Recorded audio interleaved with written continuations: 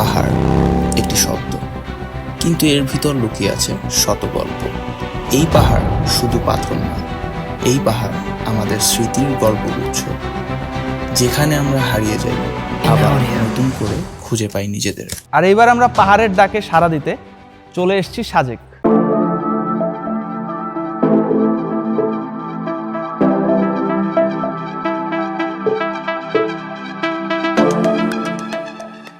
এখন বাজে অলমোস্ট 8:38, আর আমরা দুইটা বাইক এখন খাগড়াছড়ির দিকে যাচ্ছি, কারণ কালকে সাজেকের দিকে যাব। আর রাস্তাটা দেখেন, এতটা নীরব, একটা মানুষজন নাই। এই যে মাঝে মধ্যে এরকম দুই একটা সিএনজি আসে। অ্যান্ড এই মুহূর্তে আমরা আছি খাগড়াছড়িতে। খাগড়াছড়ির লাস্ট নাইট এই হোটেলটাতে ছিলাম। এখন সময় হচ্ছে 8:50, আর স্কোয়াড হচ্ছে 10টায়, 10টা বা খুব সম্ভবত 10:30টার সময় হবে। বের হওয়ার কথা ছিল 8টায়, বাট ঘুম থেকে উঠতে উঠতে লেট হয়ে গেছে।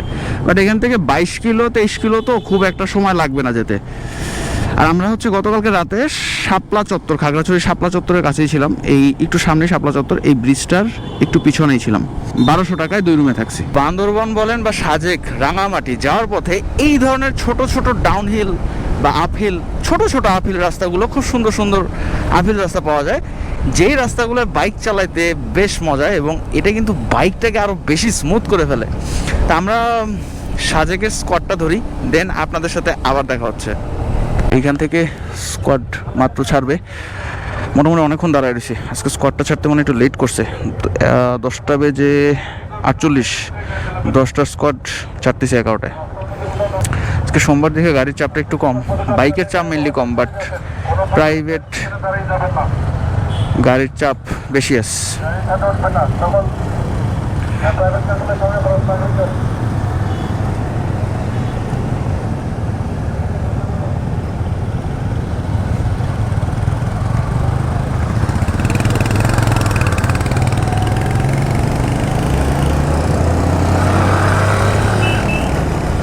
কি?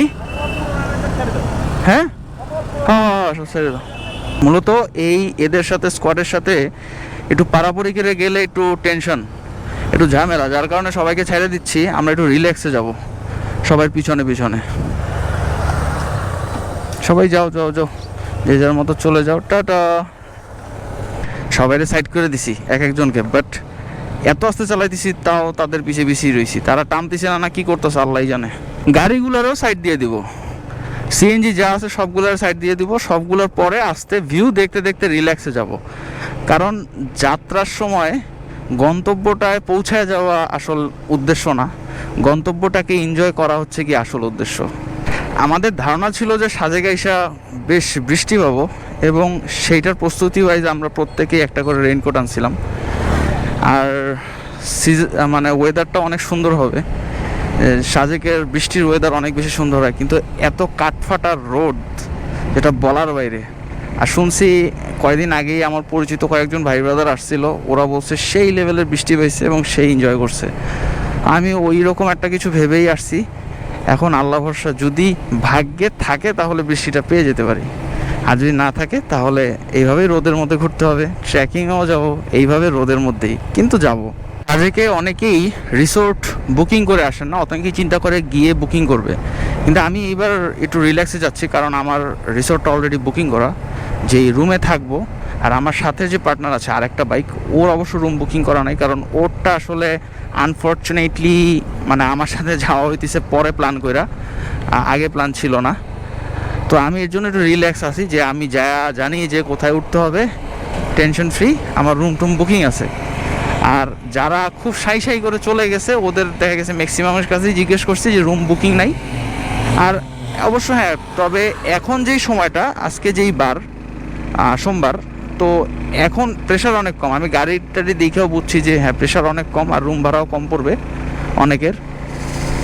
না, আমার কাছে মনে হয় যে একটু বেশিই পড়বে, কিন্তু রিল্যাক্সটা থাকতে পারবো, দুশ্চিন্তা মুক্ত থাকতে পারবো, কারণ রুমটা বুকিং করা আছে। রাস্তা কি খারাপ,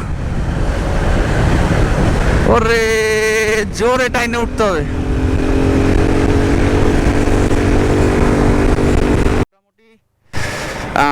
আসার যে স্কোয়াড আছে, স্কোয়াডের লোকজনও চলে গেছে, যার কারণে আমরা এখন রওনা দিছি। কারণ কি, এর পরবর্তী এক জায়গায় যে মোটামুটি অনেকক্ষণ দাঁড়ায় থাকতে হয়, ওই স্কটটা পার হয় দেন হচ্ছে গিয়ে যাওয়ার জন্য, যার কারণে আমরা একটু মাঝখানে একটা জায়গায় দাঁড়ায় দেন রেস্ট নিয়ে সবাইকে বিদায় দিয়ে দেন আমরা হচ্ছে গিয়ে আবার রওনা দিছি।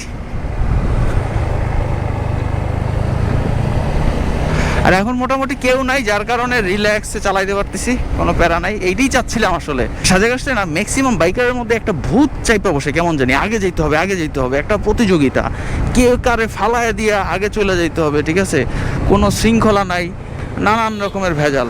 তো এই ধরনের অসুস্থ প্রতিযোগিতা বাদ দিয়ে আসলে আমরা এর জন্য একটু পিছিয়ে গেছি, কিন্তু জিতে গেছি শান্তির দিক থেকে। এখান থেকে আরও অলমোস্ট 17 কিলো বাকি আছে আমাদের রিসোর্ট পর্যন্ত, মানে মেইন সাজেক পর্যন্ত পৌঁছানোর জন্য। তবে রাস্তাটা খুব ফ্রি। ও এইখান থেকে শত কোটি টাকার ভিউ রে ভাই, জোস।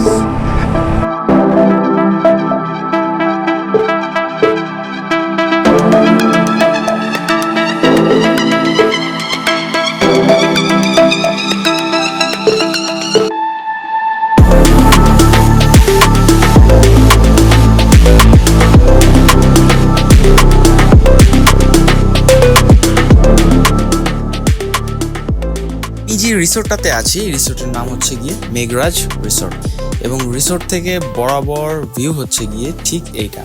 অনেক জোস একটা ভিউ, আসলেই ওর্থ ইট। এবং এই রিসোর্টের প্রাইস নিয়েছে আমার থেকে 3,500 টাকা পার নাইট।